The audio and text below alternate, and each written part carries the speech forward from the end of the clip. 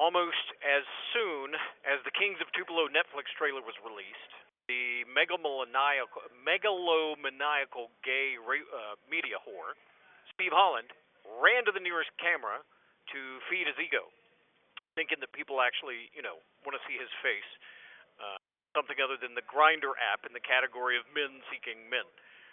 While on WTVA, apparently he claimed to the television viewers that he was given or he was shown something, some sort of an email between me and some unidentified person in which he claims, I state, my intention to kill him or his mother or some such nonsense. By the way, I have to say that any series that has Holland in it really shouldn't be called Kings of Tupelo. It should be called Kings of Tupelo with a Queen.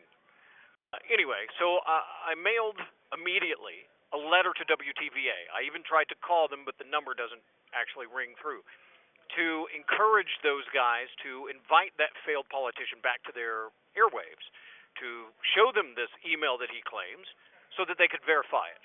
By the way, all my email accounts, they still exist, and they hold every single record. And here's why I sent that letter.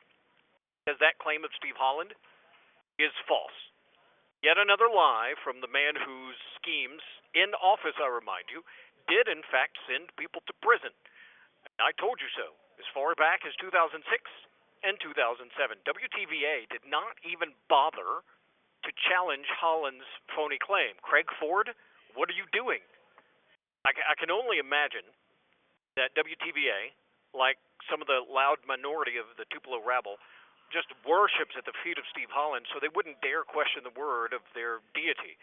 So anyway, here's my response for whatever it's worth. Queen Steve Holland is a liar.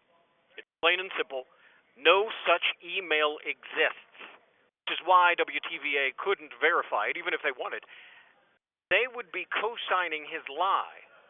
Actually, in a way, they kind of already are, which makes them liable. It's slanderous, really. And they could easily fix this. They could remedy this. Simply invite him back. Record it. He won't show up with it because he's a coward. He's a coward who's desperate to assert himself wherever he can, I hope you noticed.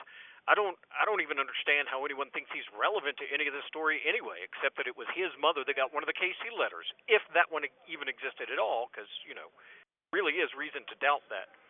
This call is from a federal prison. He isn't even part of the story of the KC letters, but his narcissism tends to make everything about him.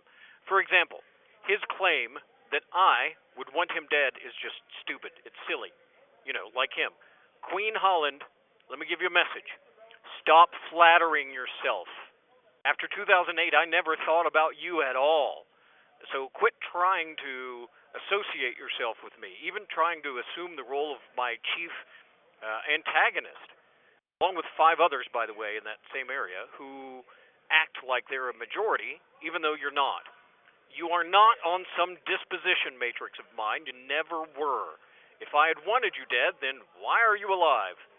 So quit associating yourself with me and with the story. Harassing me via the media proxy, you media whore, you, or anyone you know, is just, you're not important enough for me or anyone I know to care enough to kill you. You are small fish.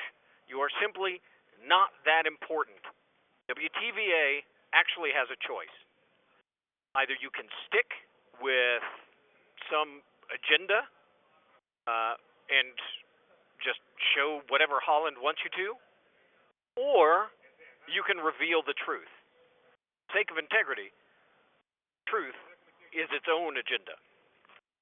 I highly suggest you follow up on my letter and do the right thing. Invite his dumb ass back and say, show me this email.